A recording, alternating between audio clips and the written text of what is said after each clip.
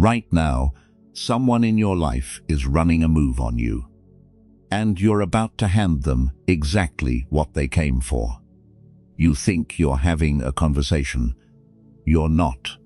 You're sitting across the table from someone who already knows which sentence will make you react.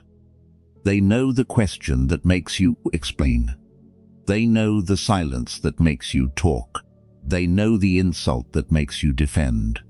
And every time you take the bait, you give them a little more of the only thing that actually matters.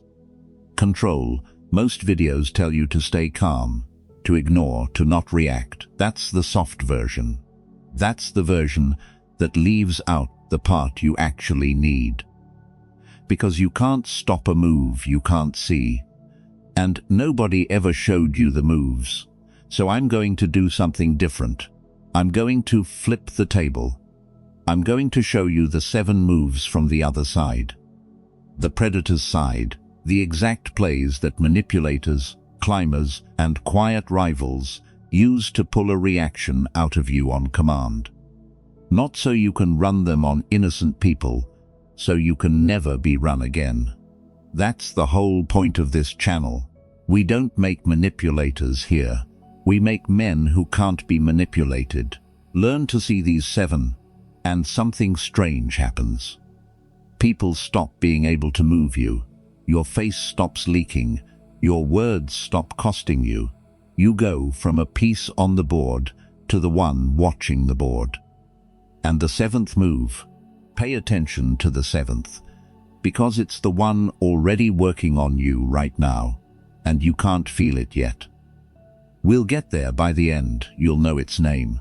But before we start, lock this in. Drop 3 words in the comments. I see the move. Type it now, because the moment you can name a move, it stops working. Say it with me through this whole video. I see the move. Let's open the playbook. Move number 1, the bait question. They don't attack you. They ask you something. Something light. Something that sounds like interest. So, what are you working on these days? So what's your plan with all this? So where do you see yourself going? It feels warm. It feels like they care. It's the most expensive sentence in the room. Here's what's really happening. They're not collecting your answer. They're collecting your map. Where you want to go. What you're betting on. What you're afraid of losing. The moment you lay your map on the table, they can move against it. And you handed it over with a smile. Machiavelli understood this 500 years ago. He said, everyone sees what you appear to be, but few touch what you really are. The man who shows his real plan to a curious face has already lost the advantage. Power is information you hold that they don't. An answer is a withdrawal from that account. Picture Mark. Mark is good at his job. His review is going fine. Then his manager leans back, relaxed, friendly, and says, "So Mark, long term, what are you really after here?" And Mark, because it feels good to be asked, tells him the other role he's eyeing, the number he wants, the timeline in his head. 40 seconds of honesty. 3 months later, the role Mark wanted goes to someone quieter, and Mark never connects it to that one warm question, in that one easy room. The predator's question is bait, because it makes revealing yourself feel like connection. It isn't connection, it's reconnaissance. So here's your move tomorrow. When someone asks you the open, friendly, "Where are you headed?" question, you give them an answer that says nothing and sounds like everything. "I'm focused on doing good work right now. We'll see where it goes." Then you ask them the same question back. Watch how fast the warmth changes shape when the map is theirs to show. Say it. I see the move. Because the next one doesn't ask you a question at all. It hits a nerve, and it's reading your face while it does. Move number 2, the trigger spike. This one isn't curious. This one pokes. a small jab dressed as a joke, a backhanded compliment that lands wrong. That's a cute little idea. Bold of you to try that. I didn't think you cared about that kind of thing. It's designed to sting just enough that you react. And the second you react, they have what they wanted. Because they don't care about winning the jab, they care about the readout. Your reaction is a map of where you're soft. Snap back fast, and they've found your pride. Go quiet and tense, and they've found your fear. Over-defend, and they've found the exact spot that bleeds. They poked you to read you, and now they have a button with your name on it. This is the lion and the fox. The fox sets the small trap to see how the lion jumps. Most men think strength means hitting back hard. Hitting back hard is the jump. The jump is the information. The strong move is to not be readable at all. Claire runs this without ever raising her voice. In every meeting, she finds the one person who can't stand being called junior, or emotional, or naive, and she drops that word once, lightly, and then she just watches. She isn't arguing, she's mapping. By the third week, she knows exactly which sentence detonates which person, and she spends them like coins for the rest of the year. Here's the counterintuitive part. The man who can be insulted without flinching is more frightening than the man who fights. The fighter is predictable. You know how to move him, you just push the button. The man who hears the jab, holds your eyes for a beat, and says nothing, gives you no readout at all. And a person you can't read is a person you can't plan against. Your move. When the jab comes, you do one thing first. You breathe, one slow breath before any word. That breath is the gap between the poke and the readout, and in that gap, their move dies. Then you either ignore it completely, or you say, "Interesting," and move on. No defense, no explanation, nothing for them to file. I see the move, because the third move is the opposite of a jab. It's silence, and it's built to make you the one who breaks. Move number 3, the silence pull. Now they reverse it. They go quiet. You say your piece, and instead of answering, they let it hang. A long, flat, unmoving pause, and something in your chest can't stand it, so you fill it. You add. You soften. You explain the thing you already said, and every word you add is a word they didn't have to earn. Here's the mechanism, and it's old. Humans cannot tolerate a social void. The silence after you speak feels like a verdict, and you rush to argue against a verdict. Nobody actually delivered. The one who breaks the silence first is the one who negotiates against himself. The predator knows this, so he says nothing, and he lets your own discomfort do his work. Watch it in a real room. Claire again, on the other side now, sitting across from a man asking for a raise. He names his number, a fair number, and Claire just looks at him. She doesn't say no. She says nothing. 1 second, 5 seconds, 11 seconds. And at the 12th second, the man does the predator's job for him. Well, he says, but I'm flexible, and just like that, he negotiated himself down, out loud, while she didn't say a single word. The silence cost him real money. Most people think silence is the absence of a move. Silence is the move. The empty space is the weapon. And whoever flinches first hands over ground. Your counter is almost too simple. When you've said your thing and the silence comes, you let it sit. You do not rescue it. You say your number, your boundary, your answer, and then you close your mouth and you let it be uncomfortable for them. The discomfort you feel in that pause is exactly the discomfort they were trying to put on you. Hand it back. Whoever can hold the silence longer holds the room. Say it. I see the move. Because the fourth move doesn't pull at you sideways. It puts you on trial, and the trap is that you'll think you have to answer. Move number 4, the defendant frame. This is the big one most men never catch.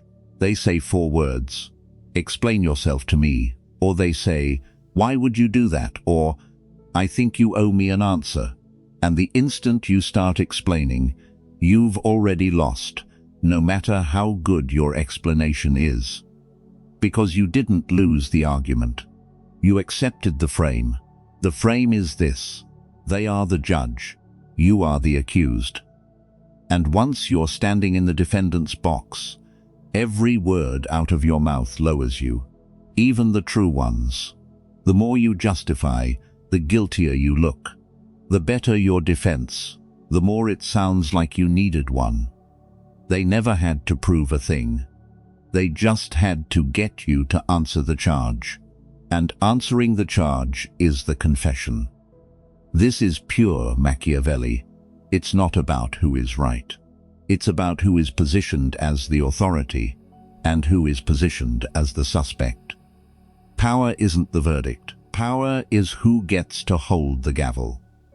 And you hand them the gavel the moment you say, "Okay, let me explain." Mark again in a group chat. Someone posts, "So are you going to explain why you missed the call or not?"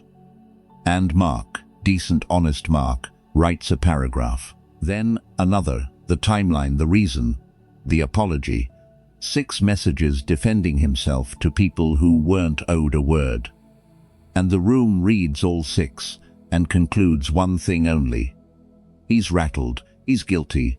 The longer the defense, the smaller the man. He won every fact and lost all of it. Here is the counter, and it's the most powerful sentence in this whole video. You do not answer the charge. You question the court.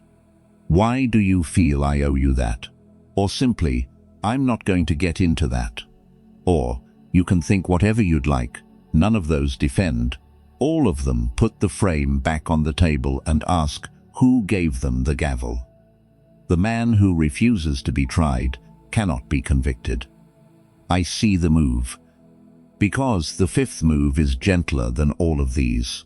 And that's what makes it the most dangerous. It doesn't attack you, it comforts you, and then it robs you. Move number 5, the sympathy hook. This one wears the face of a friend. They get soft, they lean in, they say, "Hey, you can talk to me. What's really going on with you?" And it feels like warmth in a cold week, so you open up. You tell them the fear, the money thing, the marriage thing, the thing you don't tell people, and they nod, and they hold it, and they file every word of it away. Because a confession is an inventory. You think you're being seen, you're being catalogued. Now they know what you're afraid of losing. And a man's fears are the map to his strings. Everything you confessed in the warm moment becomes a lever in the cold one. The same person who said, "You can talk to me," will, 3 weeks later, in an argument, reach for the exact wound you handed them. They knew where to push, because you drew them the map. I'll say something most people won't. Not everyone who comforts you is on your side. Some people offer you a soft place to land, specifically to see how you fall. That's not cynicism. That's just paying attention to who uses your weakness later. Think of the coworker who's so understanding when you vent about your boss. So warm, so safe, and then your words, slightly bent, somehow reach the boss anyway. You never proved it, but the leak always seems to start downstream of the one who listened the most. The listener was collecting, not caring. Now hear the balance. Because this matters, this is not telling you to trust no one. A life with no one to open up to isn't strength. It's a different kind of prison. The move is not to seal yourself shut. The move is to make people earn the deep version of you slowly, over time, by proving across months that your weakness is safe in their hands. You share the small things first, and you watch what comes back. Trust is a thing people earn in installments, not something you give away to the first warm voice. Say it with me. I see the move. And here's the midpoint question. I want you to actually answer in the comments. Which of these 5 has someone run on you? And did you catch it then, or only right now? Tell me the move and the moment. Let's see how many of us only learned to see it tonight. Move number 6, the urgency squeeze. This one steals the one thing that protects you. Time, I need an answer tonight. This won't be on the table tomorrow. Everyone else already said yes. They manufacture a clock, and the clock isn't real. The clock is the move, because they don't want your decision. They want your reaction, and the only way to get a reaction, instead of a decision, is to take away the seconds you'd use to think. Here's the mechanism. Judgment lives in the gap between the offer and the answer.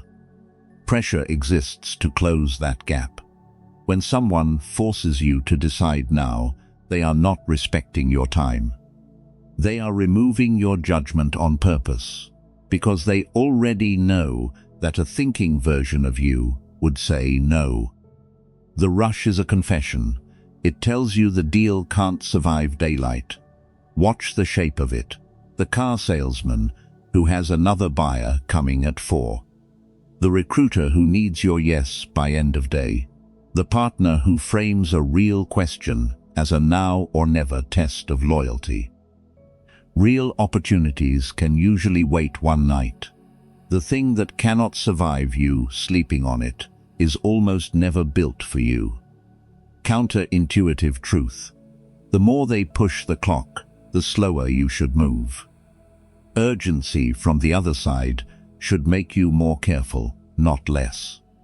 The man who can say, "I'll let you know tomorrow," and mean it, cannot be stampeded. And a man who can't be stampeded can't be sold a single thing he didn't choose. Your move is one sentence, and it returns every time. I don't make decisions on someone else's clock, or simpler, I'll sleep on it. Then watch what happens to the offer. If it survives the night, it might have been real.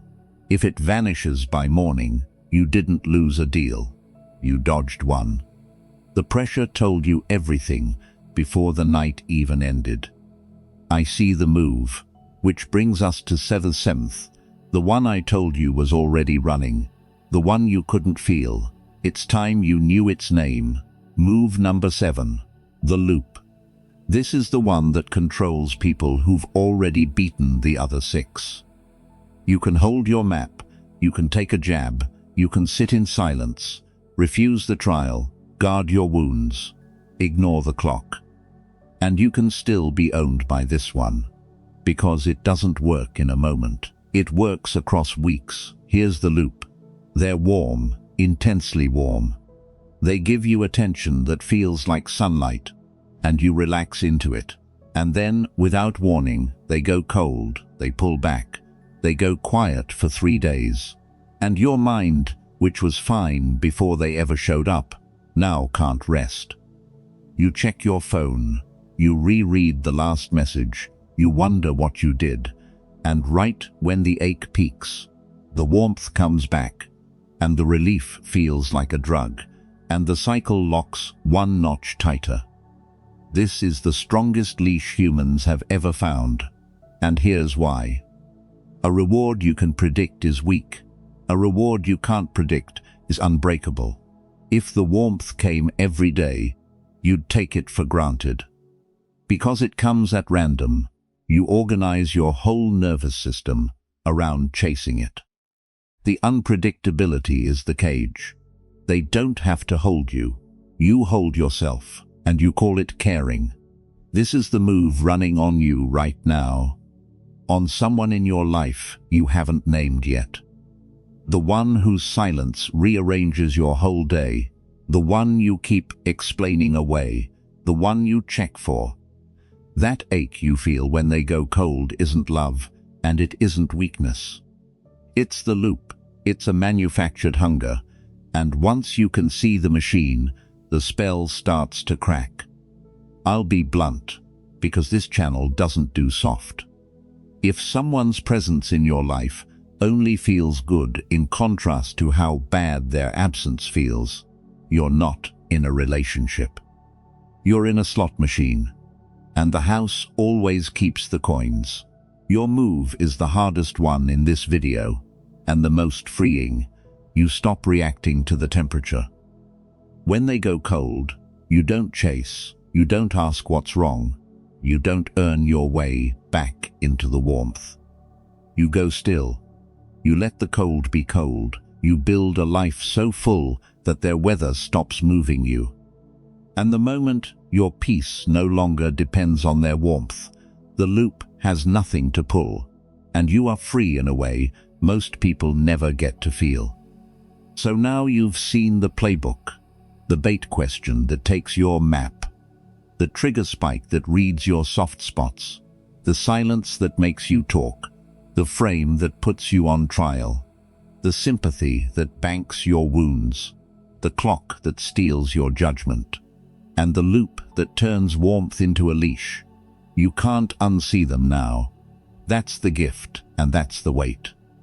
From tonight, you'll be in a normal conversation, and a small voice will say, "That's move one. That's the spike. That's the frame." And the second you can name it, it loses its grip. A move only works in the dark.